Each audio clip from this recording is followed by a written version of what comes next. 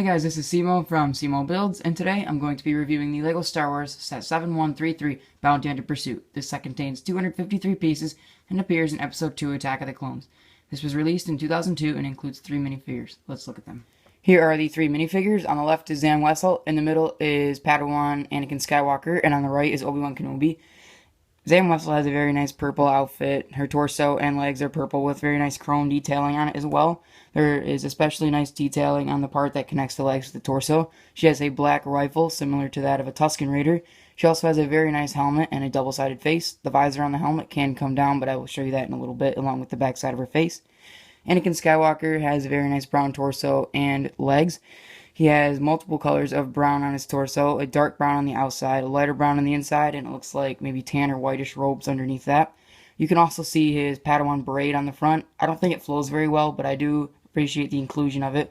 Him and Obi-Wan both have chrome lightsaber hilts and the nice blue blades. They both had blue in Episode 2. And all 3 of these minifigures do have yellow skin. So now moving on to Obi-Wan. He has nice orange long hair along with the matching eyebrows, beard and mustache, and you can also see part of his yellow skin under his tan robes, which he has tan torso and legs, and he also has a brown belt. Now on the back, I will show you right now. So from the back, the first thing you will notice is Zam Wesell's alternative face. It's kind of her zombie face that was shown in the movie once she was shot by that dart by Jango Fett the Killer, so she didn't reveal information about him. Now this visor, like I said, does come down, but I think it looks better like that, and that's how she's seen more often in the movie than not. There is no alternative face on Obi-Wan or Anakin, as this was a 2002 set. It was actually amazing that Zam Wesell was included with a second face, because that never happened back then. But that's the minifigures. Now we move on to Obi-Wan and Anakin's little speeder thing. Here is Anakin and Obi-Wan's, I guess, air vehicle. I'm just going to call it an air vehicle because it kind of looks like a car without wheels. So I'll start by giving a 360 spin degrees look at this entire thing. First thing that you will notice is that there are a lot of vibrant colors. There is tints of orange, green, and also yellow. I'd say this is like a dark orange or light brown, but we'll start up here with the engine detail. You will see that there are some very nice pieces in here. And by the way, every piece with detail in the set is a printed piece. There's no stickers on this set, which is fantastic. Love to see that. So that just looks really, really nice. And those are the same pieces. These two are they're same as an astromech droid, or like the same as R2-D2. In other words, these are also printed pieces right here. This is actually like 2 separate pieces right here, but those are printed pieces. These are actually cup pieces. Like if you look at them, they're the same piece as a cup, but they're silver and they look really good. I think they're supposed to be headlights of some sort, and they look absolutely amazing. I think that was a very good inclusion of those. Now, I guess we'll look here. First off, the windows can be rotated a little bit, but they're fine where they're at. There is a control panel. We've been seeing this in LEGO sets for a long time now. And there's also room for a secondary position here. This is where Obi-Wan sat in the movie and Anakin was driving it. These two are levers, I guess maybe antennas of some sort. And then back here is storage. And the storage is very convenient because you can store lightsabers in it and somewhat store Zam Wesell's, I guess, rifle, because there's nowhere else to store it in her vehicle, so you have to store it here. So the only way that lightsabers are going to fit is by taking them apart. Like if you can see the blade barely fits in there, but it does fit, and you can store all of this stuff in there. And Zam Wesell, her rifle has nowhere to go, so if you're going to store it, it has to be right here. But the problem is with this is when you close it, it's kind of sticking out. It doesn't really look that good, so I would just consider putting her blaster off to the side somewhere when you're flying these around. So, you know, they're not going to come out. I see, you know, you can see in there, but nothing's going to come out.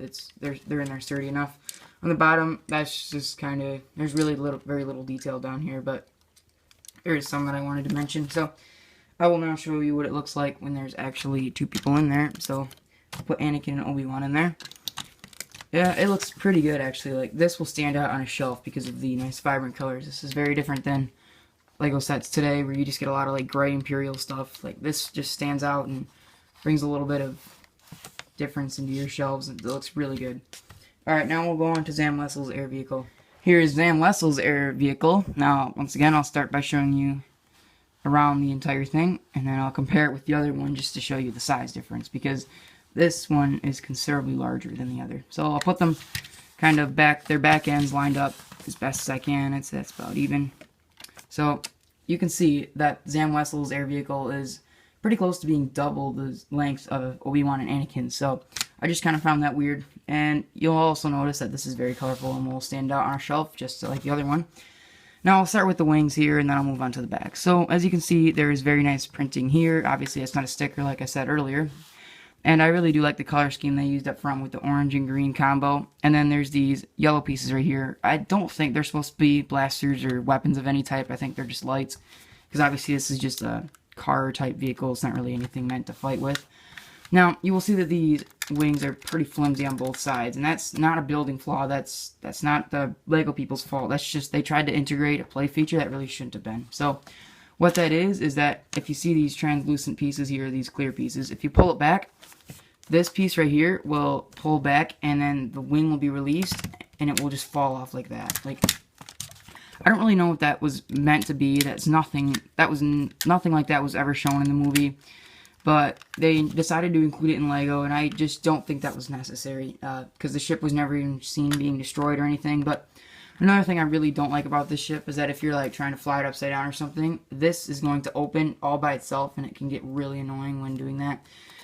You know, it'll just kind of fly, because it doesn't connect to anything, it just sits there, and it's only connected by this one piece right here. Now, in the cockpit, you will see that there is that same control piece, and obviously that was one of the only control pieces back then, but I will put Zam Wesell in, show you what she looks like inside. So, she kind of just sits in there like that, and there's no steering wheel or anything, it's just that one control panel. That's what she looks like inside. And obviously, there's no spot for her rifle, which just kind of sucks, because you have to store it in Anakin and Obi-Wan's, and it doesn't really fit, so it's unfortunate.